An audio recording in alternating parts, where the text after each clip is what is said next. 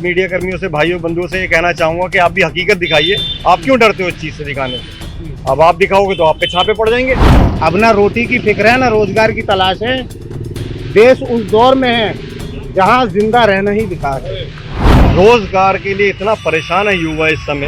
आज तक हमारे प्रधानमंत्री नरेंद्र मोदी ने जो देश का मान बढ़ाया है, सम्मान बढ़ाया है, आज तक किसी देश के प्रधानमंत्री का इतना सम्मान नहीं बढ़ा। हम आप विदेशों का दौरा कर रहे थे जिस समय मणिपुर की स्थिति गंभीर हो रही थी।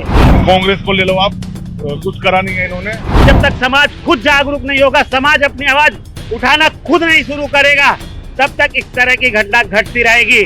आज उनकी औकात नहीं है वो सर उठा के ब्रिटिशर से इतना ही चिढ़ है तो क्यों ना उनकी दी हुई एजुकेशन सिस्टम को ही बंद कर दे। हमारे प्रधानमंत्री महोदय साहब का मुंह क्यों नहीं खुलता उसको लेकर, जब बेटी बचाओ और बेटी पढ़ाओ की बात करते हैं। सरकारी हॉस्पिटल के अंदर नॉर्मल इलाज नहीं मिल पा रहा है, बेड नहीं मिल पा रहे हैं। आयुष्मान कार्ड की तो बात बहुत दूर की बात है। कोई बेरोजगार नहीं, जो बेरोजगार हो मोदी जी तो बहुत बड़ी चीज है, आप मेरे पास लेके आओ, मैं नौकरी दिलवाऊंगा। देखिए जुमले वाली सरकार है, करती बहुत कुछ है, कहती बहुत कुछ है, करती कुछ नहीं। ये आपके सुख को अपना सुख समझे, आपके दुख को अपना दुख समझे, ऐसे लोगों को सत्ता में बैठा है। प्रधानमंत्री इस पर ध्यान ना देते हुए अपनी रैलियां निकाल रहे तेलंगाना में, वो चुनाव पे ज्यादा ध्यान दे रहे हैं। तो आप मीडिया कर्मी है, मैं आपसे जानना चाह रहा हूँ, आपने देश के अंदर कितना विकास देखा है? और मोदी जी 2024 में अपना बोरिया बिस्तरा पैक कर लें, क्योंकि वो यहाँ से जाने वाले हैं। पब्लिक उनको यहाँ से भेजने के लिए मन बना दी। योगी जी ने आदेश दे दिए कि दिवाली तक जो है सड़क बिल्कुल गड्ढे मुक्त होनी चाहिए, जो आज तक नहीं हुआ। प्रधानमंत्री क्या कर रहा है? देश को धर्म के नाम पर बांट रहा है। हिंदू मुस्लिम कहाँ है? सब एक साथ रहता है। तो हिंदू मुस्लिम कर रहा कहीं भी।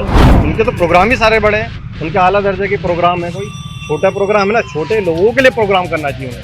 2024 में लोकसभा चुनाव होने हैं, जिसको लेकर हर एक पार्टी अपनी ताकत जोड़ने में लगी है। तो जनता से सीधी बातचीत करेंगे। इस बार जनता किसको प्रधानमंत्री देखना चाहती है, तो हमारे साथ जनता मौजूद है, जनता से बात करेंगे। भाई क्या नाम है आपका? दीपांशु शर्मा। अच्छा, लोकसभा के चुनाव होने हैं, किसको चाहते हो, कौन प्रधानमंत्री बनना चाहिए? ये नरेंद्र मोदी। क्यों बनना चाहिए नरेंद्र मोदी? जिन्होंने बहुत से काम कराए हैं देश में। क्या क्या देश का नाम भी बहुत ऊंचा कराया है। G20 जैसी मीटिंग कराई भारत में। G20 तो पहले भी हुई थी मीटिंग। पहली हुई थी, पर जो इमेज अब बनी है भारत की, काफी ऊंची इमेज बनी है भारत की, और भारत को कुछ बड़ा करने का वो मौका ही मिला है। काफी देशों के साथ कॉन्टेक्ट बने हैं भारत के, और बहुत से काम कराए। चलिए, और भी लोग हमारे साथ मौजूद हैं। आपका क्या नाम भैया? मेरा नाम विपिन गोयल है। अच्छा, 2024 में चुनाव होने हैं, क्या लगता है आपको कौन प्रधानमंत्री होना चाहिए? भी प्रधानमंत्री तो हमारा एक ही है, जो है नरेंद्र मोदी जी प्रधानमंत्री हैं और वही बनेंगे। अरे क्यों बनने चाहिए प्रधानमंत्री? भाई आज तक हमारे प्रधानमंत्री नरेंद्र मोदी ने जो देश का मान बढ़ाया है, सम्मान बढ़ाया है, आज तक किसी देश के प्रधानमंत्री का इतना सम्मान नहीं बढ़ा, और ना उस देश का इतना सम्मान बढ़ा जितना हमारे भारत का सम्मान बढ़ाया है मोदी जी ने। अच्छा, लेकिन विरोध भी तो जगह जगह पर विरोध भी तो किया जा रहा है कि इतना T20 में सम्मेलन में इतना रुपया पैसा खर्च करा। कोई विरोध नहीं है, ये जो है जिन्होंने कभी कुछ करा नहीं है, हमेशा कांग्रेस को ले लो आप, कुछ करा नहीं है इन्होंने, तो जो विपक्ष है तो आरोप लगाती है। अब मोदी जी की जो योजना आई है, प्रधानमंत्री विकास योजना है, उज्ज्वल योजना है, आयुष्मान कार्ड योजना है, सड़क का जाल, योगी जी ने आदेश दे दिए कि दिवाली तक जो है सड़क बिल्कुल गड्ढे मुक्त होनी चाहिए, जो आज तक नहीं हुआ। जब तक ठेकेदार की पेमेंट नहीं होगी, जब 5 साल तक की उसकी गारंटी है ठेकेदार की, अगर उसने सड़क बनाई है तो 5 साल तक उसका उसे पेमेंट 5 साल के बाद मिलेगी। ये आज से पहले कभी नहीं हुआ। और क्या आप देख लो भाई, और आप हमारा सेना देख लो आप हमारी। भाई पहले जो है पाकिस्तान चीन जैसा देश सर उठाता था, आज उनकी औकात नहीं है वो सर उठा के भारत को देख ले। कोई नहीं उठाता। अच्छा, हाँ। और ऐसा और क्या, और आपको ऐसा लगा? भाई हम व्यापारी हैं, हम अपने व्यापार को देखते हैं, GST में हम अपना ईमानदारी का टैक्स देते हैं, और वही हमारे को प्रॉफिट हमारा ही होता है जितना हम टैक्स देते हैं। देश का विकास हो रहा है, हमारे देश का विकास होगा तो हमारा विकास होगा। लेकिन युवा तो बेरोजगार है ना? युवा कोई बेरोजगार नहीं है। अच्छा, कोई बेरोजगार नहीं, जो बेरोजगार हो मोदी जी तो बहुत बड़ी चीज है, आप मेरे पास लेके आओ, मैं नौकरी दिलवाऊंगा उन्हें। अच्छा, हाँ, कितने लोगों को नौकरी दिलवाएंगे? जो भी मेरे पास आएगा नौकरी के लिए मैं नौकरी दिलवाऊंगा। अच्छा, आप बेरोजगारों को मेरे पास लेके आइए। अच्छा, तो चाहते हैं 2024 में दोबारा? 2024 में मोदी जी आएंगे, दोबारा प्रधानमंत्री बनेंगे। चलिए, तो और भी कुछ लोग हैं, उनसे भी बातचीत करेंगे, उनसे भी जानेंगे क्या नाम है भैया आपका? राजकुमार कश्यप। अच्छा, 2024 के चुनाव होने हैं, किसको प्रधानमंत्री देखना आप चाहेंगे? प्रधानमंत्री नरेंद्र मोदी बनेंगे। अच्छा, कैसे बनेंगे? काम है उनके, क्या क्या काम है जैसे? काम सारे ही हैं। अब इस टाइम आयुष्मान की चला रखी योजना में आयुष्मान बना रहे हैं, मतलब गरीब आदमियों के लिए 5 लाख तक का फ्री इलाज हो रहा है। आपका बना आयुष्मान कार्ड? मेरा भी बन ही जाएगा, बन जाएगा या बन गया? बन ही रहा है, मेरा ज़्यादा का प्रोसीजर में है, मेरा बन जाएगा। अच्छा नहीं, लेकिन बहुत सारे लोग ऐसे हैं जिनका आयुष्मान कार्ड बन ही नहीं पा रहा। बन रहे हैं 6 तारीख 6-7 तक के बाद सबके बनेंगे, सब लग रहे हैं लाइन में, बन रहे हैं सब। अच्छा, और क्या अच्छा लगा आपको प्रधानमंत्री? प्रधानमंत्री के इस टाइम कनाडा नहीं बोल रहा है, कनाडा ने ड्रामा कर रखा था, वो चुप हो गया। अच्छा हाँ, तो इसी नाम पे वोट दोगे कि कनाडा चुप हो गया? भाई काम पे वोट है, काम पे काम क्या है। काम किया जाए? काम सारे कौन से काम गलत हो रहा है, सारे सही गलत सही हो रहे हैं बिल्कुल। भाई गुंडे नहीं दिखाई दे रहे कहीं भी, शांति है बिल्कुल, चारों तरफ शांति दिखाई दे रही है। अच्छा, हाँ जी। कोई बोले कोई किसी तरीके का कोई गुंडा नहीं कुछ नहीं, कुछ नहीं, सब बढ़िया एकदम। व्यापारी हैं, व्यापारी में आराम से रहते हैं। लेकिन महंगाई तो एक मुद्दा है ना इस समय। महंगाई पहले तो चलता सिलेंडर का है। रेट क्या था, अब क्या है? सिलेंडर फिर क्या, पहले सिलेंडर मिलते कितने थे, अब जितने चाहिए ले लो आपको। पहले मतलब महंगाई आपके लिए महत्व नहीं है? कोई महत्व नहीं है, महंगाई है ही कहाँ। अच्छा, कमाई भी तो है, कमाई भी तो है, महंगाई कहाँ है। अच्छा, आज किसी गरीब आदमी का फोन रिचार्ज बंद हो जाए, अभी 1000 रुपया 700-800 रुपये का करा लेगा, कहाँ से कराएगा, महंगाई कहाँ है। तो ये तो सब चलता रहता है उनके। तो मतलब आप ये चाहते हैं कि महंगाई कोई एक मुद्दा नहीं है? कोई मुद्दा नहीं है, कोई मुद्दा नहीं है। तो प्रधानमंत्री बनना ही मोदी है और कोई बनेगा ही नहीं। अच्छा, तो इसी वजह से आपको लगता है कि वो प्रधानमंत्री बनेंगे? हाँ, तो और क्या अच्छा आपको ऐसा लगा उनका? सब कुछ अच्छे है भाई, क्या अच्छा नहीं, क्या बुरा क्या है, सब कुछ अच्छा है। सब आप कहीं नहीं मानते कि हिंदू मुस्लिम ज्यादा बड़ा है? कुछ नहीं बढ़ रहा, हिंदू मुस्लिम कहाँ है, सब एक साथ रहते हैं। कौन हिंदू मुस्लिम कर रहा, कहीं भी नहीं हो रहा, सब ठीक ठाक चल रहा है। यहाँ भी है सेक्टर देश में बहुत मुसलमान है, सब ठीक ठाक रहते हैं। क्या हो रहा है यहाँ पर, चलता रहता है, सब ठीक है, सब कुछ ठीक है। 2024 में लोकसभा चुनाव होने हैं, किस तरह से चुनाव को देखते हैं, कौन प्रधानमंत्री होना चाहिए? देखिए, जहाँ तक 2024 के चुनावों की बात है, हम आम नागरिक हैं, हमसे बेहतर आप मीडिया कर्मी जानते हैं कि देश में क्या हो रहा है। मैं किसी के बारे में कुछ ना कहते हुए सिर्फ इतना कहना चाहता हूँ कि सरकार, जो भी सरकार बने 2024 में, वो सबसे पहले शिक्षा, चिकित्सा और जाति धर्म से ऊपर उठकर इंसानियत और मानवता के लिए काम करने वाली सरकार हो। मेरी एक आम नागरिक होने के नाते मेरी यही सलाह और यही राय है। आपके माध्यम से मैं शासन प्रशासन या जहाँ तक भी आपकी आवाज़ जाती हो, मैं अपनी आवाज़ को आपके माध्यम से वहाँ तक पहुँचाने का मैं सिर्फ यही कहना चाहूँगा कि जो भी सरकार बने वो इस देश के नागरिकों को समान रूप से देखे। आज पिछले कई सालों से देखा जा रहा है कि कहीं भी किसी को पकड़ के मार दिया जाता है, लिंचिंग कर दी जाती है और उसके करने वालों के खिलाफ कोई कार्रवाई नहीं होती। तो इसलिए मेरा सबसे बड़ा जो वो है मांग है सरकार से या शासन से, वो यही है कि कोई भी सरकार बने वो देश की समान रूप से देखने वाली हो, सभी नागरिकों के लिए समान रूप से काम करने वाली हो, और देश में शिक्षा चिकित्सा ये फ्री कर दे सरकार। बिल्कुल। लेकिन भारतीय जनता पार्टी तो आयुष्मान योजना निकाली है जिससे 5 लाख रुपए का स्वास्थ्य समस्या। देखिए, मुझे उसका कोई लाभ नहीं मिला, ना मेरा वो आयुष्मान कार्ड बना है, इसलिए मैं उसके बारे में जानता नहीं। क्यों नहीं बना आपका? गए नहीं या बने नहीं आपका? नहीं, मेरा राशन कार्ड है, लेकिन बहुत सौ के आए हैं, मेरा नहीं आया। अब इसके बारे में तो प्रशासन जवाब देगा कि क्यों नहीं बनाया मेरा। लेकिन इस बार तो 24 में तो कहने की बात नहीं, सारे हिंदुस्तान का रुझान सारे लोगों को पता है कि नरेंद्र मोदी जी की तरफ सरकार बनने जा रही है। प्रधानमंत्री नरेंद्र मोदी जी को दोबारा से, बल्कि तीसरी बार पूर्ण बहुमत के साथ आएंगे, और बल्कि जो हमारा दूसरी बार में उन्होंने दोहराया था, उस आंकड़े को भी लोग पछाड़ते हुए लोग आश्चर्यचकित होंगे, और पूरी तरीके से पूर्ण बहुमत से माननीय नरेंद्र मोदी जी के नेतृत्व में भारतीय जनता पार्टी की सरकार बनेगी। ये एक आम नागरिक होने के नाते, एक बिजनेसमैन होने के नाते मैं इस बात कहता हूँ और बड़े जोर शोर से कहता हूँ कि नरेंद्र मोदी जी ने जिस तरीके से काम किया है देश के अंदर, चलिए ये बताइए सबका साथ सबका विकास, क्या क्या काम किए? जैसे आपने बताया कि काम किया, सारे काम किए। 5 काम बताइए। 5 नहीं, मैं 10 काम भी गिनवा सकता हूँ आपको। सबसे बड़ी चीज़ है, उन्होंने हर जगह पर नारा लगाया कि सबका साथ सबका विकास सबका विश्वास। अभी थोड़ी देर पहले आप दूसरे साथी से कुछ सवाल कर रहे थे, आपको पता है उज्ज्वला योजना कितना बड़ा लाभ हुआ, घर घर के अंदर में उज्ज्वला योजना से लोगों को साथ गया। देश के अंदर युवा इतना परेशान है रोजगार को लेकर, वो चाह रहा है कि किस तरीके से मोदी जी ने वादा करा था कि हम रोजगार देंगे, वो मांग रहे रोजगार, वो चाह रहे हैं कि कोई हमें रोजगार तो दे। इस सरकार ने जितने वादे करे हैं सब ये एक डॉक्यूमेंटेशन है। उस सरकार ये कोई ज़मीनी स्तर पे काम नहीं हो पा रहा है। आपने भी बात करी आयुष्मान कार्ड के लिए। आयुष्मान कार्ड के लिए मेरे भाई ने बताया ये आम नागरिक है, इनको ही सुविधा नहीं मिल पा रही है। सबका साथ सबका विश्वास जो नारा लगाया है बस दो का ही साथ हो रहा है, उनके ही झोली में पैसा भरा जा रहा है। ये हर एक पब्लिक को पता है और 2024 में पब्लिक दिखा देगी ये कि जिस तरीके से उन्होंने सबका विकास और सबका विश्वास, जो ये बात उसके ऊपर में ढकोसलेबाजी कर रहे हैं। अगर आप मोटी सी बात देखी जाए, उसकी जरूरत क्या है आयुष्मान कार्ड की? चलो आयुष्मान कार्ड पहले बात तो बनाया, जिनके पास नहीं है आप सरकारी अस्पताल में जाओ, हमारे यहाँ पड़ोस में जाके देखो। मैं अपने भाई से कहना चाहता हूँ उन्होंने बताया कि मैं एक बिजनेसमैन हूँ। बिजनेसमैन को कोई जरूरत नहीं होती आयुष्मान कार्ड की। एक आम नागरिक को जो गरीबी रेखा में जी रहा है उसको पता है जब वो इलाज के लिए जाता है लाइन में कैसे धक्के खाने पड़ते हैं उसको। उसके दिल से पूछे वो किस तरीके से परेशान है।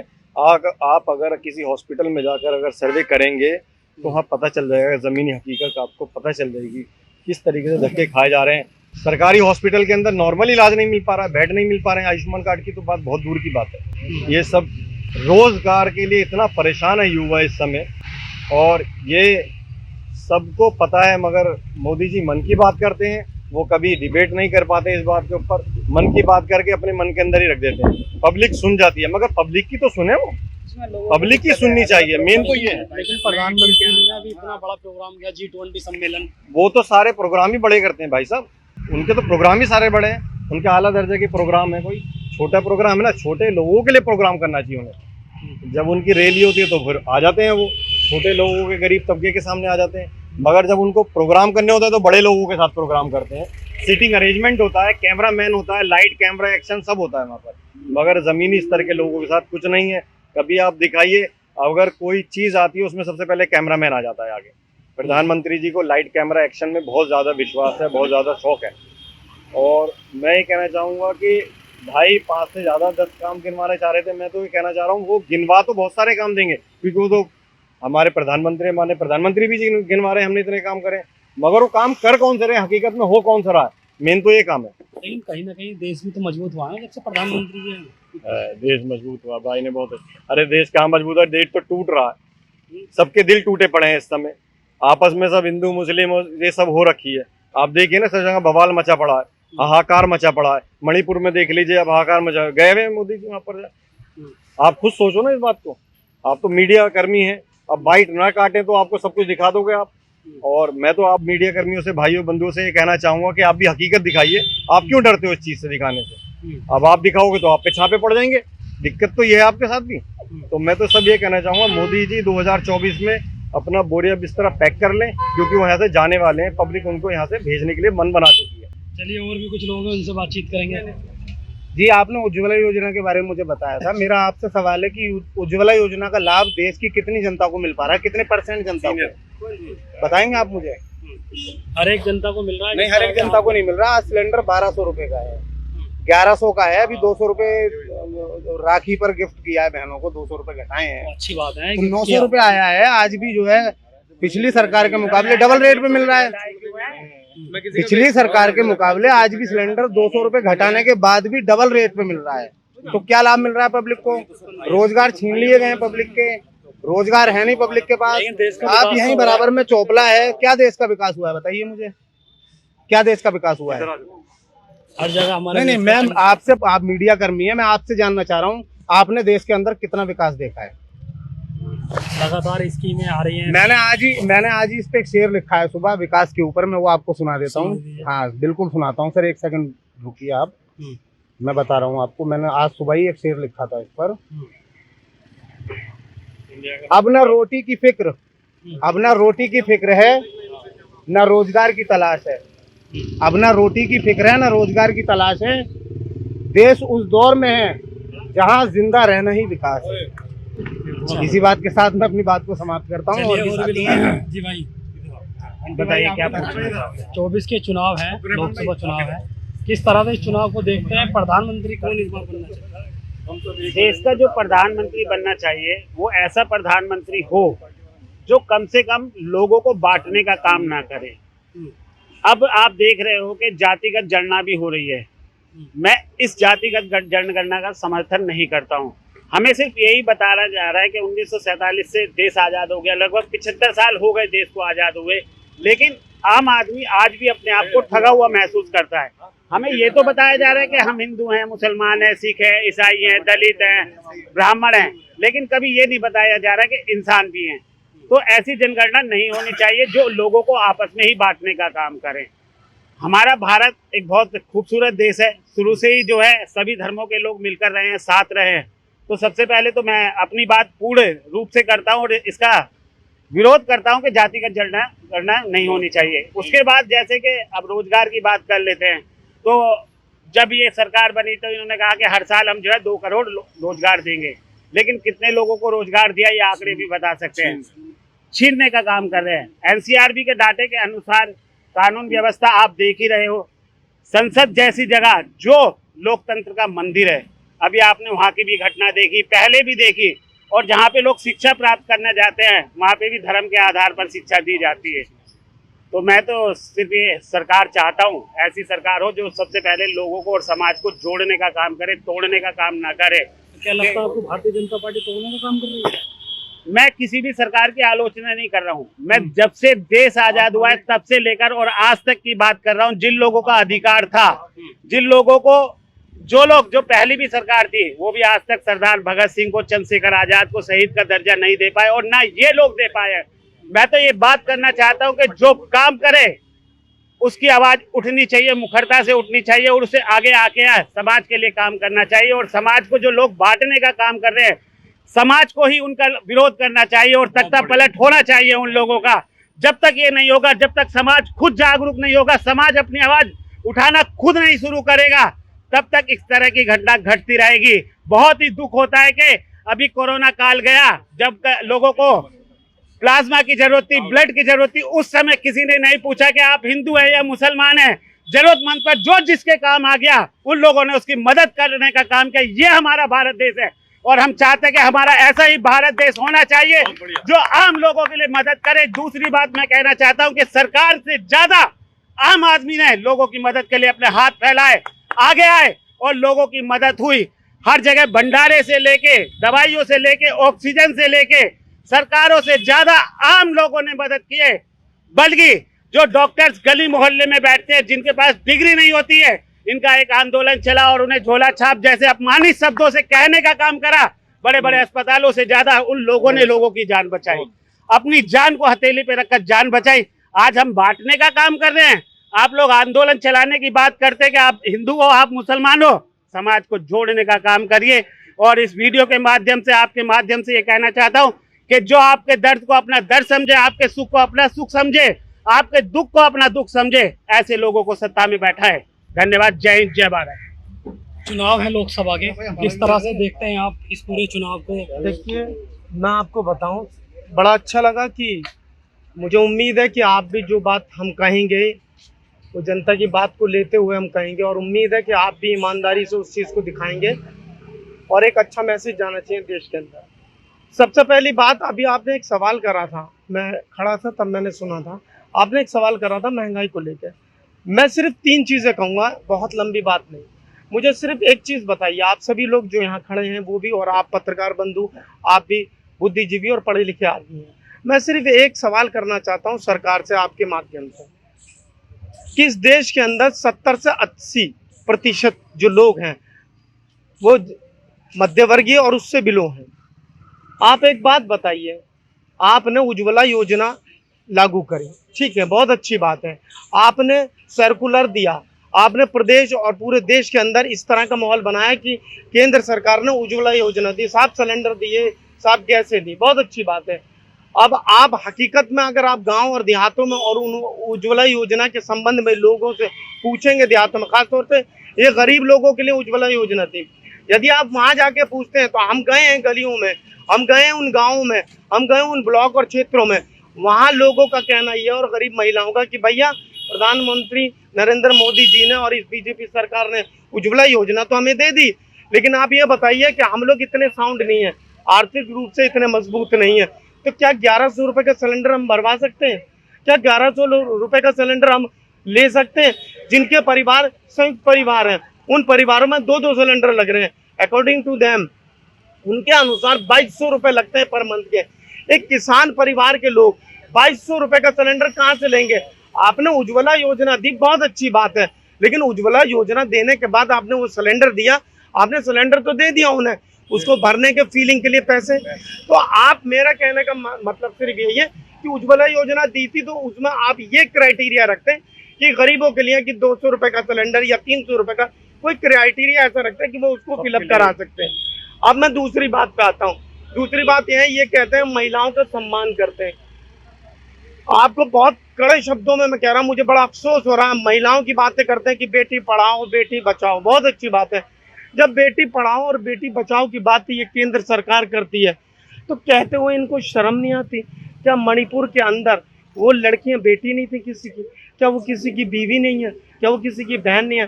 किन्हीं को मादर जात नंगा करके, मुझे शर्म आती है और वो शब्द मैं इस्तेमाल नहीं कर सकता, उनको सड़कों पे घुमाया गया, उनके बाप के सामने, उनके पतियों के सामने 100 से 125 लोगों ने उनका रेप करा, उनके साथ बदतमीजियां हुई, उनसे गंदी गंदी मतलब बहुत गलत तरीके से छेड़खानियां हुई और रेप करा गया, उनके भाइयों को मारा गया, उनके बाप का मर्डर हुआ। उसके बाद वहां की सरकार में अभी भी इस वर्तमान सिचुएशन जो इस समय मैं आपसे बात कर रहा हूँ, अभी भी कंडीशन वहां की सुधरी नहीं है, अभी भी लगातार हत्याएं हो रही हैं। What about that?